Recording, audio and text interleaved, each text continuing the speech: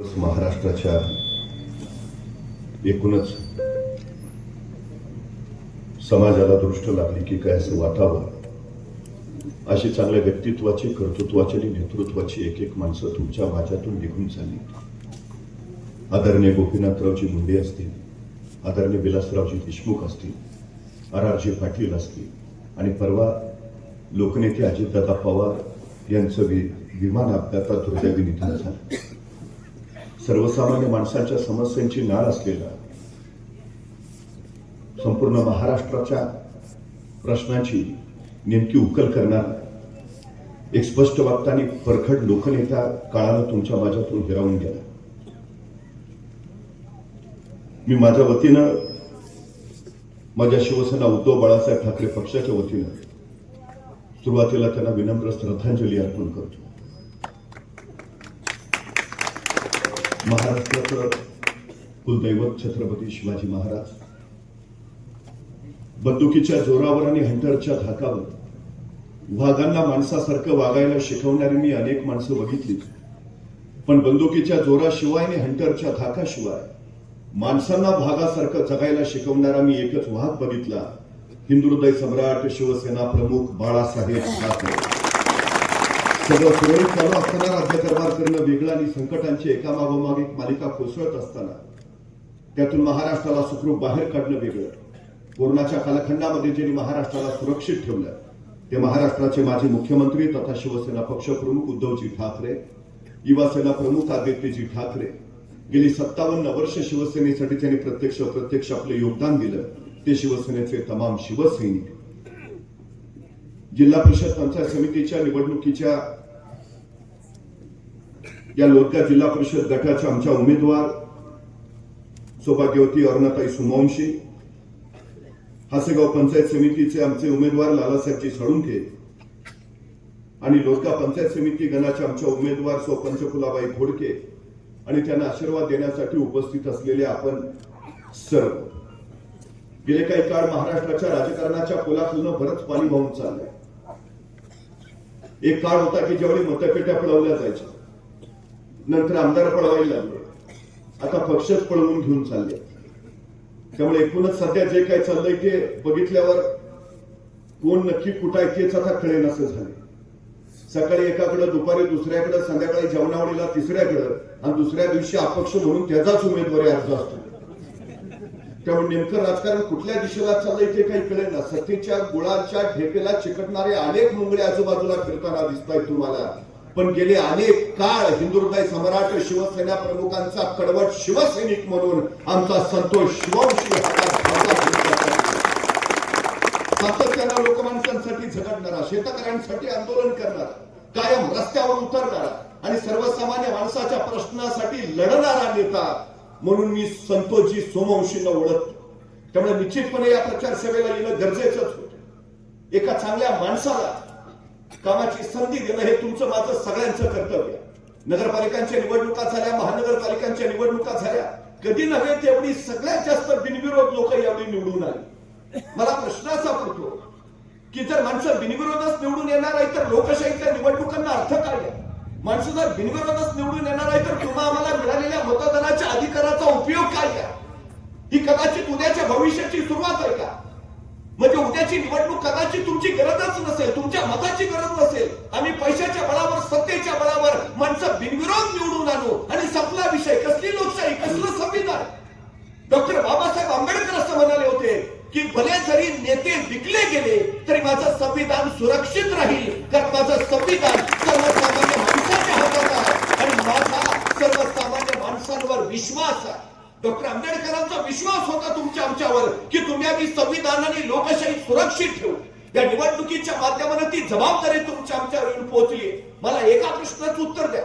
बिनविरोध निवडून झालेल्यामध्ये एक तरी सामाजिक कार्यकर्ता आहे का? एक तरी? सगळे भाजपच्या नेत्यांचे नातेवाईक? मला प्रश्न पडतो, या स्थानिक स्वराज्य संस्थांच्या निवडणुका आहेत का कुटुंब कल्याण योजना आहे? सर्वसामान्य माणसाला न्याय कधी मिळतो? तो देणं ही तुमची आमची जबाबदारी आहे. संतोषजी सोमवंशी सारखे आमचे असंख्य शिवसैनिक सातत्यानं रात्रंदिवस समाजासाठी लढतात, 80% समाजकारण आणि 20% राजकारण हा बाणा घेऊन झगडतायत. आम्हाला उभा राहिलं पाहिजे, नाहीतर कदाचित ती निवडणूक शेवटची निवडणूक असेल. परत तुम्हाला या भाजपच्या राज्यामध्ये मतदान करायची संधीच मिळणार नाही. ही जबाबदारी ओळखून आम्ही पुढे गेलं पाहिजे. निवडणुका आल्या की नुसत्या घोषणा करायच्या. काय परिस्थिती आहे तुमच्या ग्रामीण भागाची? महाराष्ट्राचे मुख्यमंत्री आदरणीय यशवंतरावजी चव्हाण यांचं स्वप्न होतं, शेतात राबणाऱ्या शेतकऱ्याला सुद्धा त्याच्या भागाच्या विकासाच्या निर्णय प्रक्रियेमध्ये सहभागी होता आलं पाहिजे. त्यासाठी पंचायत राजची स्थापना झाली, वसंतराव नाईक समिती निर्माण झाली आणि 1 मे 1962 ला महाराष्ट्रामध्ये पंचायत राजची निर्माण झाली. जिल्हा परिषद, पंचायत समित्या, ग्रामपंचायत्या अशी ती रचना झाली. म्हणजे जिल्ह्याच्या ग्रामीण भागाचा विकास हा जिल्हा परिषदेच्या मार्फत होतो आणि ग्रामपंचायत आणि जिल्हा परिषद यांच्यामधला दुवा म्हणून पंचायत समिती काम करत असते. प्रश्न तुमच्या आमच्या आरोग्य व्यवस्थेचा असू द्या, शिक्षण व्यवस्थेचा असू द्या, शेती व्यवस्थेचा असू द्या, स्वच्छता व्यवस्थेचा असू द्या, तुमच्या आमच्या ग्रामीण भागातल्या रस्त्यांचा असू द्या, आमच्या आरोग्याचा असू द्या, या सगळ्यांची प्रश्न उत्तरं सोडवली जातात ती जिल्हा परिषदेतून आणि पंचायत समितीतून. त्यामुळे तुमच्या माझ्या रोजच्या जगण्याशी संबंधित असलेली निवडणूक म्हणून आम्हाला जिल्हा परिषद आणि पंचायत समितीच्या निवडणुकीकडे बघितलं पाहिजे. कामाची माणसं तिथे निवडून दिली पाहिजे, हा विचार आपण प्रामुख्याने केला पाहिजे. शिवसेनेच्या वतीने उभा केलेले आमचे सगळे उमेदवार त्या ताकदीचे आहे. माझी आपल्याला विनंती आहे, येत्या 7 तारखेला मशाल चिन्हाचं बटन दाबून आपण शिवसेना, उद्धव बाळासाहेब ठाकरे पक्षाच्या या सगळ्या उमेदवारांना ठरवत राहताना विजयी करा. विजयी ते होणार नाही, विजयी तुम्ही होणार आहे, विजयी लोकशाही होणार आहे, विजयी संविधान होणार आहे आणि विजयी सर्वसामान्य माणसासाठी काम करणारा माणूस होणार आहे. हे पहिलं लक्षात असू द्या. शिवसेनेनं कधी जाहीरनामा काढला नाही, कधी आश्वासननामा दिला नाही. शिवसेनेचा वचननामा असतो, कारण आम्ही जे बोलतो ते करतोच आणि जे करणार आहे तेच बोलतो. फसव्या घोषणा देणं आम्हाला कधी जमलं नाही आणि जमणार नाही. नाहीतर निवडणुका आल्या की भाजपवाले येतात, घोषणा देऊन जातात, दुसरं काय येतं? विधानसभेच्या वेळेला शेतकऱ्यांचा 7-12 कोरा करतो म्हणले होते. विधानसभा झाली, किती दिवस झाले, झाला तुमचा 7-12 कोरा. उद्धवजी ठाकरे मुख्यमंत्री झाले आणि पहिल्या मंत्रिमंडळाच्या बैठकीत निर्णय घेतला शेतकऱ्यांचा सरसकट 7-12 कोरा करण्याचा आणि करून दाखवला. उद्धव साहेबांच्या काळात पीक विमा वेळेवर मिळत होता. आज काय अवस्था पीक विम्याची? परवा सरकारनं GR काढला. आता पीक विमा विसरा, कंपन्या धार्जिनं धोरण या सरकारनं स्वीकारलंय. शेतकऱ्याचा नव्हे, विमा कंपनीचा फायदा झाला पाहिजे. काय परिस्थिती आहे? 100% नाही, 50% पीक विमा मिळत नाही. विमा परवा एक शेतकरी जिल्हा पोलीस प्रमुखाकडे गेला, म्हटलं मला पोलीस संरक्षण पाहिजे. जिल्हा पोलीस प्रमुखाने विचारलं का? म्हटलं मला पीक विम्याचे पैसे मिळाले, ते घरी घेऊन जायचे. जिल्हा पोलीस प्रमुखांना आश्चर्य वाटलं. म्हणले किती मिळाले? शेतकरी म्हटला 27 रुपये. तुम्ही काय चेष्टा करता शेतकऱ्याची? लाखो रुपये खर्च करतो तो शेतीत, विमा किती? 20 रुपये, 8 रुपये, 27 रुपये. अरे कसला कुणाचं सरकार आहे? अतिवृष्टी झाली, आता हे मुख्यमंत्री मंत्री सगळे हेलिकॉप्टरमध्ये प्रचार फेऱ्या करतायत.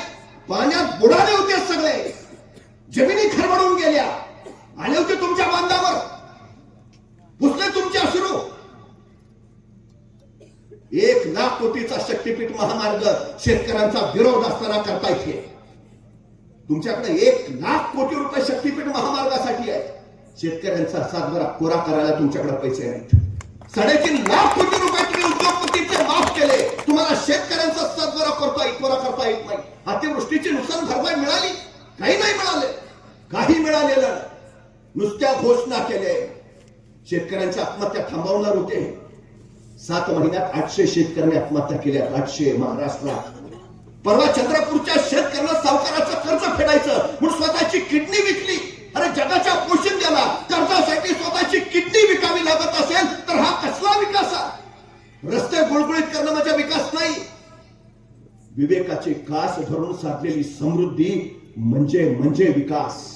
इथल्या लोकांना शुद्ध पाणी मिळालं पाहिजे, इथल्या लोकांना आरोग्य सुविधा मिळाल्या पाहिजे, इथल्या लोकांना चांगलं शिक्षण मिळालं पाहिजे. या गोष्टी म्हणजे विकास. नुसत्या घोषणा करणं म्हणजे विकास नव्हे. एक राजा होता, त्या राजाच्या दरबारात एक गायक आला. गायकानं गाण्याची मैफल चालू केली. गायक सुंदर गाणं म्हणत होता. त्याचं गाणं ऐकून राजा इतका खुश झाला. त्या गायकाला म्हटला, आपण भयान खुश आहे तुझ्या गाण्यावर, तुझ्या खात्यावर 15 लाख. गायकाला उत्साह आला. पहिलंच बक्षीस 15 लाख. तेही आणखी आनंदात उत्साहात गायला लागला. गायकाचं गाणं रंगत निघालं. राजा परत खुश झाला. भयान दिलं, पक्क घरच दिलं तुला, चल. आता तर गायकाला आणखी उत्साह आला. मला 15 लाख बक्षीस, पक्क घर, तो आणखी चांगलं गायला लागला. राजा परत खुश, तुझ्या पोरला नोकरी दिली, चल. आता तर म्हणला विषय संपला सारा. सगळंच झालं. मैफल संपली, आनंदात घरी आला. बायकोला म्हटला, राजा आपल्या गाण्यावर असला खुश झालाय. पहिल्या टप्प्यात 15 लाख, दुसऱ्या टप्प्यात पक्क घर, तिसऱ्या टप्प्यात पोरला नोकरीच देतो म्हटली. बायको म्हटली, बरं झालं बाई, आता अच्छे दिन येणार. 6 महिने झालं, वर्ष झालं, 2 वर्ष, 3 वर्ष झाली, 5 वर्ष गेली. ना 15 लाख खात्यावर आले, ना पक्क घर झालं, ना नोकरी मिळाली. शेवटी बायको वैतागली आणि एक दिवस नवऱ्याला म्हणाली, पहिलं उठायचं, राजाकडे जायचं, 15 लाख पक्क घर आणि पोराची नोकरी घ्यायची आणि मग उमऱ्यात पाय ठेवायचा. आता करतो काय? गायक गेला राजाकडे. म्हणला, महाराज 5 वर्षापूर्वी मैफल झाली, मग माझं गाणं ऐकून तुम्ही खुश झाला. पहिल्या टप्प्यात 15 लाख देतो म्हटला, मग पक्क घर, मग पोरला नोकरी. 5 वर्ष झाली महाराज, अजून काहीच नाही. तसा राजा म्हणला, हे बघ, तुझं गाणं ऐकलं की माझे कान खुश व्हायचे आणि माझं बक्षीस ऐकलं की तुझे कान खुश व्हायचे. बरोबर. या देण्या घेण्याचा विषय येतो कुठं? ह्याने काय केलंय आपल्याला? निवडणुका आल्या की ह्याने घोषणा करायच्या, आपले कान खुश, आपण मतं दिली हे खुश. देण्या घेण्याचा विषय येतो कुठं? किती वेळा फसणार आहात? किती वेळा? मी धाराशिववरनं निघालो, जिथं माझी सभा होती. मला सांगितलं 2 तासात तिथं पोहोचू. 1.25 तास झाले. परमेश्वराकडे जाण्याचा मार्ग खडतर असतो, मी ऐकून होतो. लोटग्याकडे यायचा मार्ग एवढा खडतर असतो पहिल्यांदा. हा विकास आहे? काय परिस्थिती आहे आमची? पूर्वी 80% जनता खेड्यात राहते सांगायचो आम्ही अभिमानाने. आज 40% जनता खेड्यात राहिली. स्थलांतर केलं सगळ्यांनी, शहरात जाऊन राहायला लागली. काय ऐकतं? शेतीला दर मिळत नाही, हमी भाव नाही, शेतकऱ्यांच्या आत्महत्या वाढल्या, रोजीरोटीसाठी पोरांनी माय पंढरी सोडली आणि शहराची कास ठरली. त्या गर्दीत जीव मुठीत घेऊन जाता येते. शहरं फुगत चालली, गावं ओसाड होत चालली. पण याच गावातल्या माय पंढरीमध्ये जर शेती फुलली असली, पाणी खळाळलं असतं, हमी भाव मिळाला असता, खिशात दर आला असता, निश्चितपणे इथंच स्वर्ग निर्माण झाला असता. विकास तो. आणि या सरकारला ते करायचं नाहीये. इंग्रज व्यापारी म्हणून आले आणि राज्यकर्ते बनले. हे सरकार राज्यकर्ते म्हणून आलंय आणि व्यापारी बनलंय. काही देणं घेणं नाही तुमच्या माझ्या विकासाचं. 42% पोरं बेरोजगार आहेत. 42% हाताला काम नाही. आणि महाराष्ट्रातले उद्योग यांनी गुजरातला नेले का? महाराष्ट्रातले आमची मराठी पोरं मजूर म्हणून गुजरातला न्यायची. काय करायचं आमच्या पोरांनी? परवा 3 विभागाची भरती निघाली. जागा होत्या 37,000, अर्ज किती आले? 23 लाख. पोलीस भरती निघाली, जागा किती? 7,000, अर्ज किती आले? 8 लाख. हाताला काम नाही. मनुष्य संपदा वाया निघाली. ग्रामीण भागाची आमची अवस्था ही आहे. एक पोरगा इतका संतापला, भर चौकात उभा राहून त्यांनी सुरू केलं, हे सरकार बिनकामाचं आहे, हे सरकारचा काय उपयोग नाही. पोलीस आले त्याला धरून नेलं चौकीत गेल्यावर त्यानं पोलिसांना विचारलं, मला इथं का आणलंय? पोलीस म्हटले, तू सरकारच्या विरोधात बोलत होता म्हणून आणले. तसा तो तरुण म्हटला, मी आपल्या सरकारच्या नाही, पाकिस्तान सरकारच्या विरोधात बोलत होतो. पोलीस म्हटले, तू काय आम्हाला वेडा समजतो का? आम्हाला माहित नाही का कुठलं सरकार बिनकामाचं आहे ते?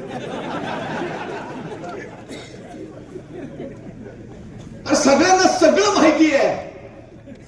मग 5 वर्षांनी एकदा अधिकार येतो ना, राजा होतो ना, मग येतो ना, घ्या ना निर्णय, दाबा बटन मशालीचं आणि सुरुवात करा विकासाची.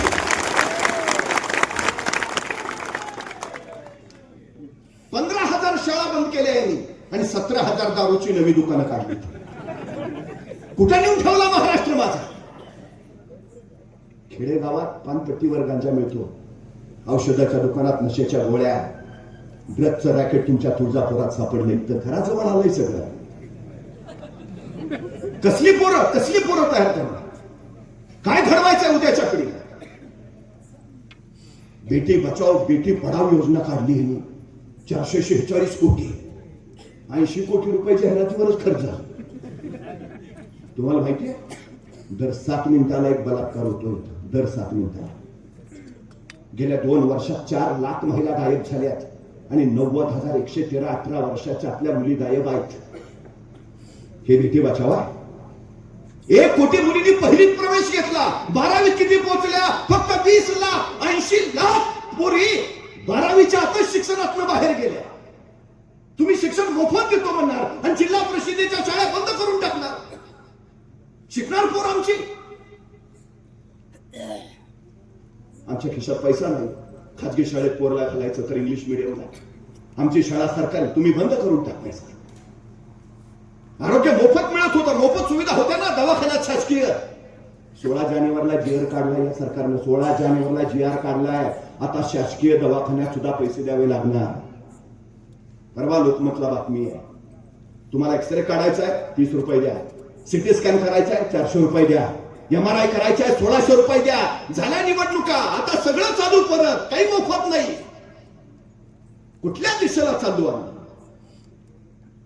या महाराष्ट्राला लाडक्या बहीण योजनेची जितकी गरज आहे ना, तितकीच सुरक्षित बहीण योजनेची सुद्धा गरज आहे. 35% पोरं कुपोषित आहेत आमची. ग्रामीण भागाची अवस्था सांगतोय. 50% महिलांना अॅनिमिया, रक्ताची कमतरता आहे त्यांच्या. आरोग्य आहे आमचं हे.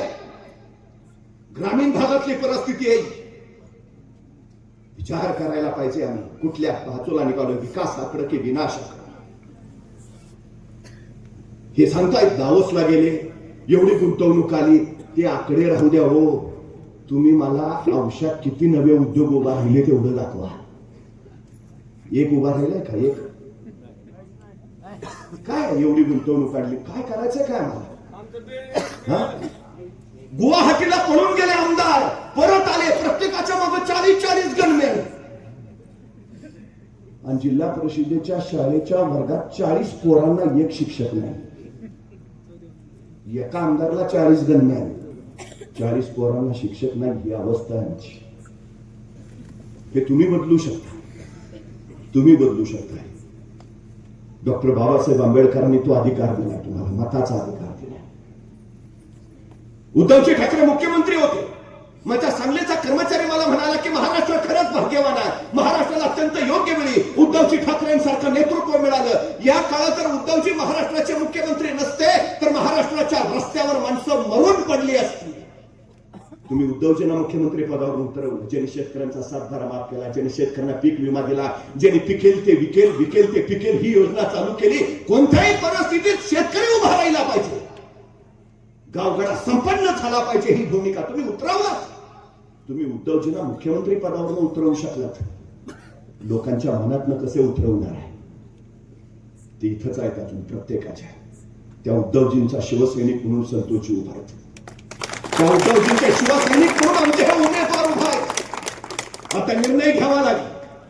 आरोग्याचा प्रश्न, पाण्याचा प्रश्न, स्वच्छतेचा प्रश्न, शिक्षणाचा प्रश्न, शेतीचा प्रश्न, हे सगळे प्रश्न जिल्हा परिषद पंचायत समितीच्या मार्फत सोडवले जाऊ शकतात. त्यासाठी तुम्हाला योग्य माणूस तिथं देणं ही सगळ्यात महत्वाची गरज आहे. आता सजग व्हायला हवं. एका शेतकऱ्याच्या घरात मांजरीला पिलं झाली आणि पिलं जन्माला आल्याबरोबर आच्छेदिन ओरडायला लागली. त्या शेतकऱ्याला आश्चर्य वाटलेलं. म्हणजे मांजरीची पिलं जन्माला आली ना, आच्छेदिन करायला लागली. चर्चा गावभर झाली, सगळं गाव लोटलं. असली कसली पिल्ल आहे, आच्छेदिन म्हणत्या. भाजपच्या नेत्यापर्यंत पण चर्चा गेली. ती म्हणे मांजरीला पिलं झाली, जन्माला आल्याबरोबर पिला आच्छेदिन करायला लागले. ती नेता बी आला बघायला. ज्यावेळी तो पिला जवळ पोहोचला त्यावेळी मांजरीची पिलं म्हणत होती, खराब दिन, बुरे दिन, खराब दिन, बुरे दिन. ते भाजपचा नेता संतापला. म्हणला काय रे, तू तर म्हणत होता ही मांजरीची पिलं आच्छेदिन म्हणतात. शेतकरी म्हटला, पिलं जन्माला आली त्यावेळी आच्छेदिनच म्हणत होती, पण त्यावेळी त्यांचे डोळे उघडले नव्हते. आता उघडले त्यामुळे दिसतंय. म्हणून ते बुरे दिन, खराब दिन. मांजरीच्या पिलाचे डोळे उघडल्यावर त्यांना कळलं आपले उघडणार आहेत का नाहीत. आता उघडा डोळे, बघा नीट, 7 तारखेला मतदान करताना मशाल चिन्हाचं बटन दाबा आणि शिवसेनेच्या या सुपर उमेदवाराला विजयी करा. जर जगणं करायचं असेल खुशाल तर पेटवा आता मशाल.